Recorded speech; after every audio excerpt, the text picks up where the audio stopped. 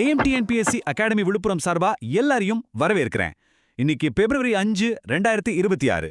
உங்களுடைய TNPSC தேர்வுக்கு ரொம்ப முக்கியமான நடப்பு நிகழ்வுகளை நாம இப்போ ஆழமா அலசி ஆராய போறோம். வாங்க ஆரம்பிக்கலாம்.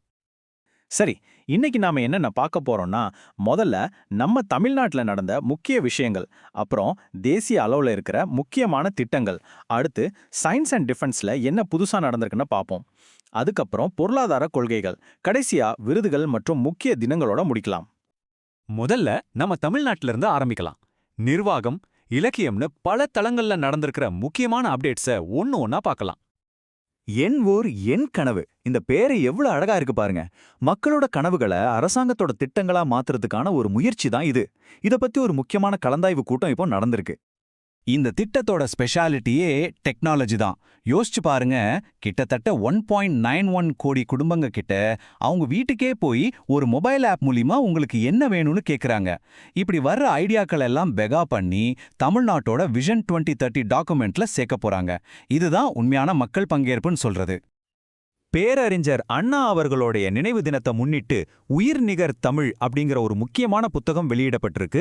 தமிழ் மொழி சார்ந்த இயக்கங்களோட முழு வரலாற்றையும் இந்த புத்தகம் ஆவணப்படுத்துது. இது நம்ம எல்லாருமே தெரிஞ்சுக்க வேண்டிய ஒரு முக்கியமான பதிவு.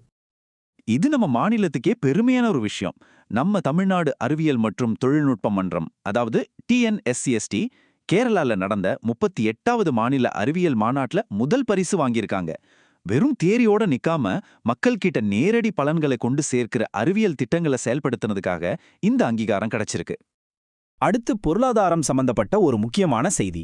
தமிழ்நாட்டில் கொடுக்கப்படுற இலவச மின்சார திட்டம் பத்தி 16வது நிதி ஆணையம் ஒரு ரிப்போர்ட் கொடுத்திருக்காங்க. ஒரு நலத்திட்டத்தையும் மாநிலத்தோட நிதிநிலையையும் எப்படி பேலன்ஸ் பண்றாங்கிறது தான் இங்க பார்க்க வேண்டிய விஷயம். இந்த டேபிள பாத்தீங்கன்னா விஷயம் தெளிவா புரியும். தமிழ்நாட்டை பொறுத்த வரைக்கும் Q1ல இருக்கிறவங்க ரொம்ப குறைஞ்ச வருமானம் உள்ளவங்க, Q5ல இருக்கிறவங்க அதிக வருமானம் உள்ளவங்க.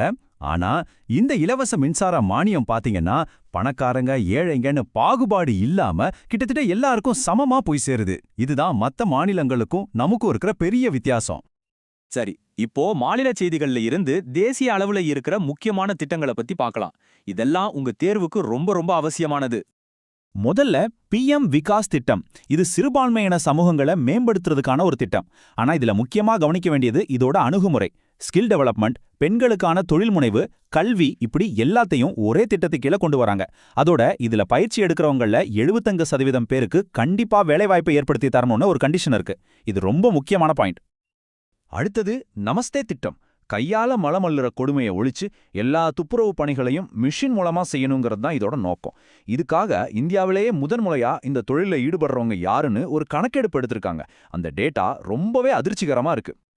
அந்த கணக்கெடுப்புல கிடைச்ச உண்மை இதுதான்.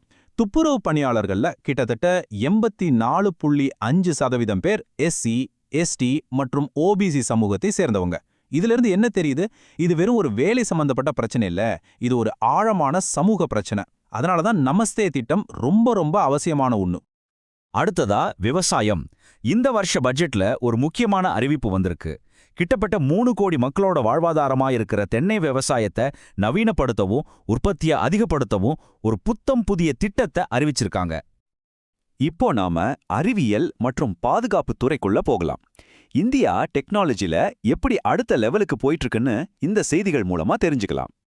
ஸ்பேஸ் டூரிசம் பத்தி கேள்விப்பட்டிருப்பீங்க. அதுல ஒரு வகை தான் இந்த சபார்பிட்டல் டூரிசம். இதுல ராக்கெட் முழுசா பூமியை சுத்தி வராது. ஆனா விண்வெளியோட எல்லையா கருதப்படுற கார்பன் கோட்டை தாண்டி போயிட்டு கொஞ்ச நேரம் அந்த ஜீரோ கிராவிட்டி அனுபவத்தையும் வளைஞ்ச பூமியோட அழகையும் காட்டிட்டு திரும்ப வந்துடும். பாதுகாப்பு துறையில இந்தியா ஒரு மிகப்பெரிய மைல்கல்லை எட்டியிருக்கு.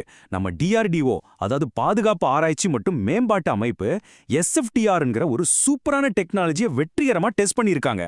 சிம்பிளா சொல்லணும்னா இது காத்துல இருக்கிற ஆக்சிஜனையே எரிபொருளா எடுத்துக்கிட்டு ரொம்ப தூரம் பறக்கக்கூடிய ஒரு ஏவுகணை தொழில்நுட்பம். உலகத்திலேயே ஒரு சில நாடுகள்கிட்ட மட்டும்தான் இந்த டெக்னாலஜி இருக்கு. இப்ப அந்த லிஸ்ட்ல இந்தியாவும் சேர்ந்திருக்கு. பொருளாதார கொள்கைகளை பத்தி தெரிஞ்சுக்கிறது நம்ம தேர்வுக்கு மட்டும் இல்ல, நம்ம நாட்டோட வளர்ச்சி எப்படி இருக்குன்னு புரிஞ்சுக்கிறதுக்கும் ரொம்ப முக்கியம். வாங்க 3 முக்கியமான பொருளாதார அப்டேட்ஸை பார்க்கலாம்.